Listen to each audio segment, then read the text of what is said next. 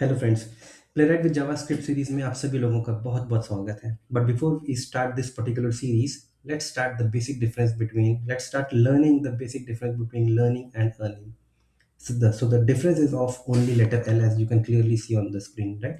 But why I'm saying it that at this point in time, even before starting the series, the answer to this question is that, guys, we need to learn in such a way that the amount of learning that we have did or that we have done in the past few days, or the amount of learning that we are doing right now, will be able to help us to some extent, that it provides us an opportunity to earn something, that the learning that we have made at least is allowing us to earn something. It should not be like that you have learned something and still you are not able to make some amount of money or some amount of earning or make your livelihood better. Okay, in the same way, earning should not be done in such a way that your learning stops. I've seen people working like 14 hours just for a particular project in an IT organization, just working for a project, and their learning gets stopped at some point in time, and that when the day comes at, let's say, December 25, everybody is kicked out from the project. Okay, so for those people, uh, I would request everybody, to make sure that learning and earning go hand in hand. Do not work for more than a specified amount of time, or do not learn something which is not useful, because it's not going to make any sense in your upcoming future. Okay. So enough of the lecture. Now coming back to the basics and to the stuff that we are going to discuss. So guys, first we will be starting with the fundamentals of JavaScript. We'll be understanding the basic entities, like what is a variable in JavaScript and what are the commonly used data types in JavaScript that we normally make use of. Only these two things we will learn today. The reason being, we'll go step by step. First, we will learn the programming stuff. I won't be creating too much of videos onto that, but we'll be creating clear and concise videos which will help you to understand in a very very basic manner. Okay, so let's start with the programming part first.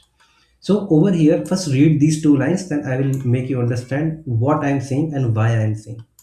So variables can hold any type of data in JavaScript. So in JavaScript, if you assign a value to a particular variable, you can assign anything to that variable, and there is not even sometimes need to specify the data type as well, because your JavaScript is a little bit intelligent. And so at the runtime, what will happen, the inbuilt capabilities within the JavaScript programming language will determine on their own what is the data type of the variable is. कहने का मतलब, what I try to mean over here is that, allow me to create a particular file. Let's say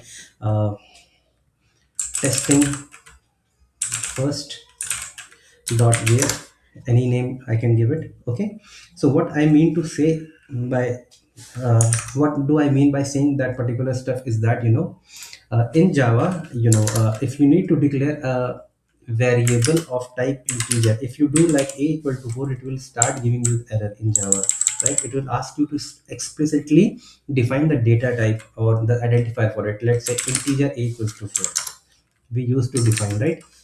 For a variable of type string, we were explicitly defining that string b equals, let's say, elucidate.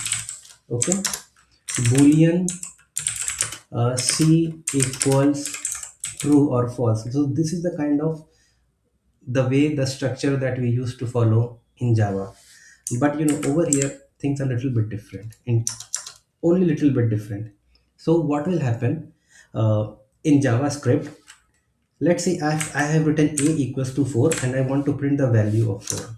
Okay, and after printing the value, I also want to know what is the data type of it. So there are two commands for printing. We are making use of console.log. Over here in Java we use like uh, system.out.println, right? So that is not, we are using, the thing that we use is console.log. So this command is basically used for printing. You just save the file, type node, and you have to give the file name testing first.js. See, it has printed the value of 4, value as 4. So this is used for printing. But what is the type of this data? What kind of data is it? So we can again make use of this particular keyword, type of A. This type of will tell me the type of this variable is. Okay, now just save it and simply run it. It is telling me that it is of type number. Okay, so this is what I was saying initially. And this A can also hold let's say any string value as well. Let's say I'm entering any string, alphanumeric. See, I have entered over here, right? So this A has the capability to store both. Again, let's see what happens if I use the same command. Okay, let's see what happens. It is telling me this A is of type number as well, this A is of type string as well. Okay, but it can this operation be performed in Java or in C sharp? No, it will start giving you error automatically even at the time that you are typing it, right? So this is what I meant by saying over here is that it can hold any type of value, but at the runtime, this JS will automatically determine what is the data type of the variable. It has automatically determined that over here the A is of type number and it has value of type integer. Let's say here there is no concept of integer, we call it number. Okay, and over here A is of type alphanumeric of type string, so it is telling over here that A is of type string. Fine, I hope I have made some sense till now. So till now what we have learned these two commands. Console.log used for printing the output of whatever the thing that we desire, and this will tell us what the type of variable we have used. So this was the basic, very basic thing that we discussed. But we can assign some keywords. We do have the capability in JavaScript as well. It will never be like that, we will just keep on putting it like this. We have some keywords like in Java we had like string, Boolean, long, byte, char. Still over here we can also make use of some keywords. So there are three basic keywords that JavaScript uses. One is var, let, and const. Okay, so there is basic difference between some difference in var, let, and const that will take a huge amount of time. I'll create a separate lecture for that. But at this point in time, let's understand one thing over here. I can tell you one basic difference. So what is the basic difference between var and let? See, if I say that let a equals 5, okay. If I mouse hover over a, it has automatically detected that a uh, is associated with the keyword a, and the type of this a is of number. Okay, now let's say if I make use of var keyword, let's say var b equals 6, sorry, let b equals 6. Okay, so this is a variable of type number, or let's say of type string. Allow me to take of type string. Okay, if we just simply to try to print them using console.log type of a and b, a will be returned as number, b will be returned as string. This much is clear over here. Okay, now what we can do is that, let's say again, if I want to, let's say a equals uh, testing academy, let's say. So what is happening over here? This is not allowing me to do that. We will be getting some form of error if I just save it. I do console.log and I just print a.